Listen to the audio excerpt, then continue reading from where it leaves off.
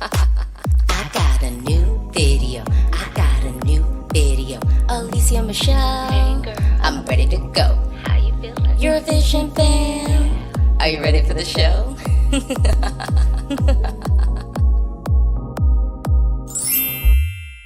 Oh my goodness, it feels so good to be here on a happy Eurovision National Selection evening. Happy one. Hey, if you've never been to my channel before, welcome. I am Alesia Michelle. And if you love the Eurovision Song Contest, I think you're going to like my channel. Please take this opportunity to like this video and to subscribe because, I could use some subscribes. They're free. They're free. And if you love Eurovision, you don't want to miss any of this content. I got so much content coming for you.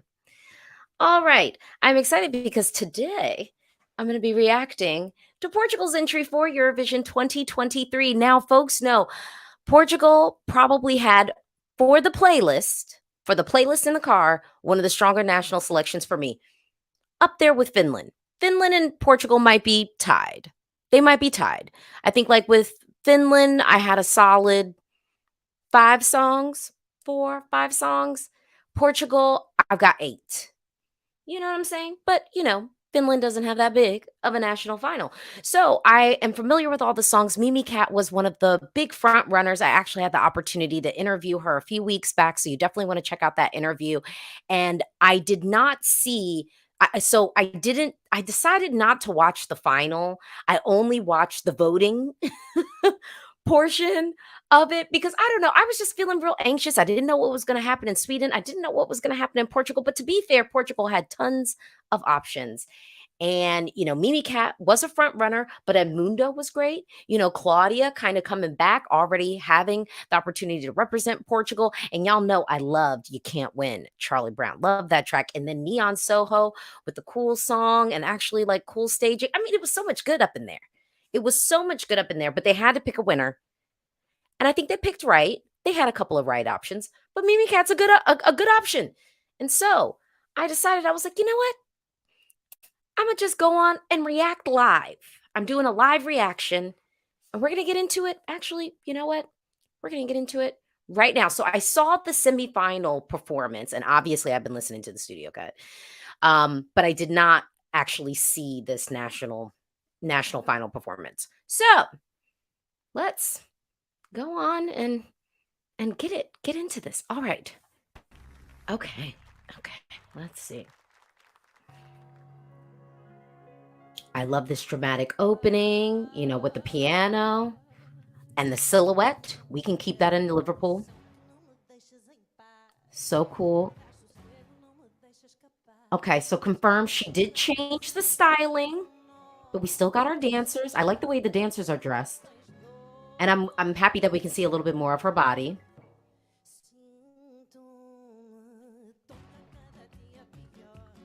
Okay. I mean, we're coming in with the strong vocal. I mean, she can sing. Now, I will say, I feel like I heard her vocal louder in the semifinal, so I hope we can bring through the vocal a little bit more when we're in Liverpool. No doubt.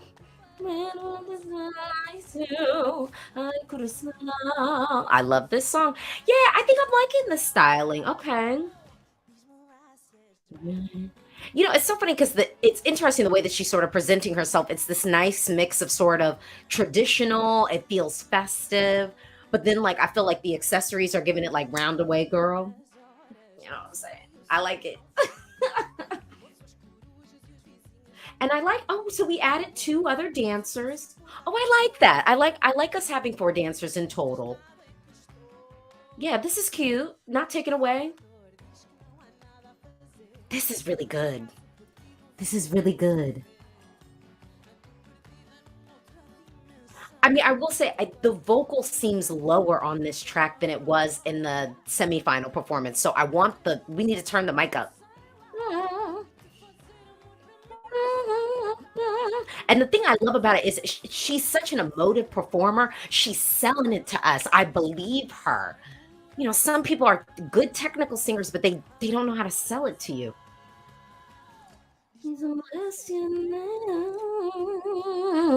Come on, girl, break it down. Ooh! I love this part, unexpected, giving us something a little bit more modern, giving us that R&B, giving us some sensual.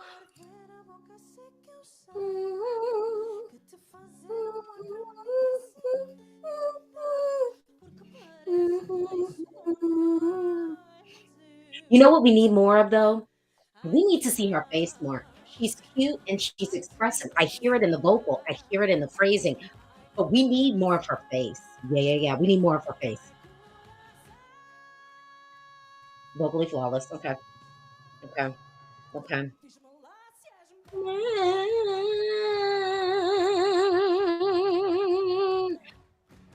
Zig-a-dunk-dunk-da. Okay. All right.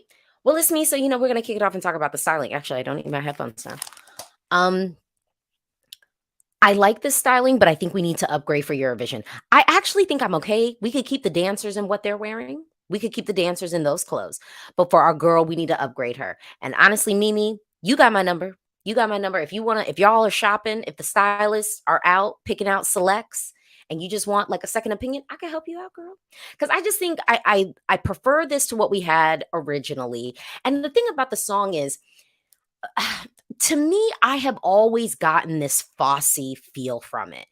It's it's it's it's Chicago, it's cabaret, and I also feel like our girl has body, so I think we could give a little bit more skin. I mean, I'm not trying to have her out here in like a bikini, but you know what I mean? I just think we could do something different. I would lean into that Fosse element a little bit more and kind of with that so I can transition from the styling into the staging. I think with this staging and with this staging package, I feel like we need more of the face. If you think Fosse, and I mean, hello, Bob Fosse, master of imagery and choreography. We need those moments where it's just the hand. We need the moments where it's the eyes looking back and forth. We need to sort of feel a little bit of that energy, and we need to connect to her more because I mean, she's singing and she's giving that expressiveness in the vocal, but I want to see it in the face, and we had a lot of like crowd shots or whatever. um yeah, we had a lot of crowd shots, so I don't think we need that. Let's So we talked about the styling, we talked about the staging. Let's talk about the vocal. I'm not really worried about her vocal. We know she can sing. And one thing that I appreciate about this song is, unlike some of the other entries, and I'm not saying that this is a notch down, but I do believe it should be a plus one for our artists that are doing this. She wrote this song. This is like a real singer-songwriter moment. And not only did she write it, she wrote it in the way that she could sing it. Okay. I felt like just on this, like in this video, the vocal seemed low. It just seemed lower than what I feel like I experienced in the semifinal performance. I don't think we'll have that issue in Liverpool, but I want to hear her more. I need her. I need to hear her a little bit more because she's singing and she's hitting the notes. So we can put that on, we can put that on blast. And going back to this moment of it, this is a singer-songwriter. So I'm not saying that that gives her an instant leg up over the people who worked with a team of songwriters. Or I'm not saying that that makes it better than the other ones, but I think she deserves one extra point. You know what I'm saying? So, like, if we're breaking down, our rankings and trying to figure out, oof, like it's between these two, and I'm just feeling so torn up because I'm like, who's better, and I'm trying to figure out the edge. Let's give the edge to the people who wrote their own songs and actually can sing them live. So, um, so I will say that about the vocal. Let's talk about the winner potential. Do I think that this is going to win Eurovision this year? No. No. However, this feels like top 10, right? Like this year, we got competent performance. If we can make that stage, because this is the other thing too, going back to the staging, Portugal has been staging very well lately. They've been staging very well. So if you're one of these people that's like, oh, I saw the performance and like, oh, they need to change so much to bring it to Liverpool, the team over at RTP knows. They know. They're going to do it. Hello, the Black Mamba is calling. Boop, boop, beep, boop. The Black Mamba is like, hey, yeah, that staging package was beautiful. And a lot of people thought the Black Mamba wasn't going to qualify. And then they did. And I think it qualified in large part because of that staging, masterful. So I think RTP knows what they need to do to expand it, make it bigger. But I do think if I had a suggestion, I would Fosse it up. Okay, I would Fosse it up and bring in some of those tight camera angles to create this sort of frenetic energy, because the song is sort of like, like I'm basically going crazy because it's like this love and this passion and like, do I do this, and I kind of want to feel that a little bit more, and you create that by pulling it in a little bit closer. I just think we need a little bit more, Fosse in it. And I think if we have that as our like backdrop and like our inspo point, top 10. Top 10, right? Maybe I'm alone. Maybe I'm alone. Since this is a live reaction, I'm gonna hop into these comments. Here we go. Carla, lovely. Represent totally Portugal. She will win. Um, Semifinal one is shaping up to be the best of the three shows for real. Well, yeah, we knew that. We knew that. Oh, Telmo, you've been on my channel before, France. You better watch out, because France, look, look, look. France needed them to send Edmundo or Claudia, right? France was sat at home like, ooh, just let it be Edmundo or Claudia, but it's not. It's Mimicat, and we're not saying it because, and I'm not saying that because this song sounds like Evita Ma. But if you think about what the songs are sort of doing, Evita Ma's giving us this very classic, giving this very sort of traditional, like old school feel, and then mixing it with something new. France has decided to play with disco. With Mimicat, we're getting something that gives us something traditional, sounds old world, sounds Portuguese. And then we get that breakdown in the song. Y'all, remember in the 90s when we used to get breakdowns? We don't get breakdowns anymore like that. Like we'll get like, I'm not talking about a bridge. I'm talking about a breakdown. Y'all remember? I don't know. Maybe some of y'all remember. But in the 90s, it was almost like a standard R&B trope that we needed to have a breakdown. And sometimes the breakdown would then make segue into them like giving us a clip of another song that was on the album that won't be a single.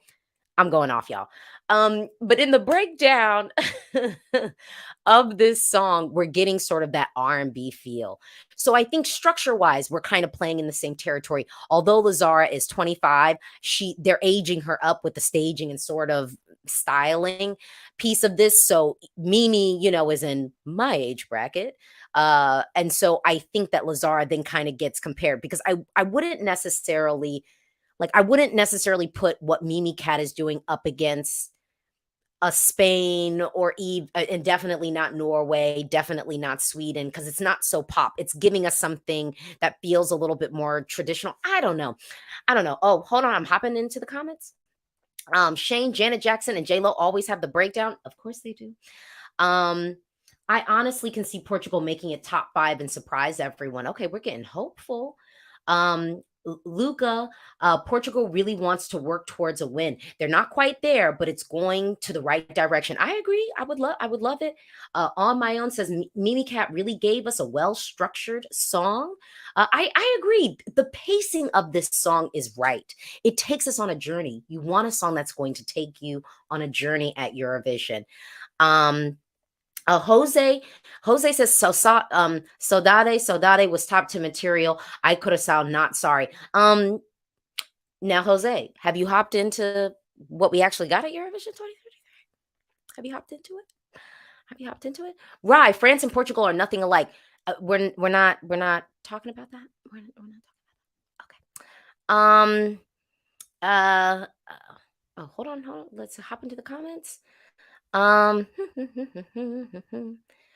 Bruno, neither France or Portugal will hit each other. Well, maybe they won't be hitting each other because this one will be top 10. Maybe. I don't know. I don't know.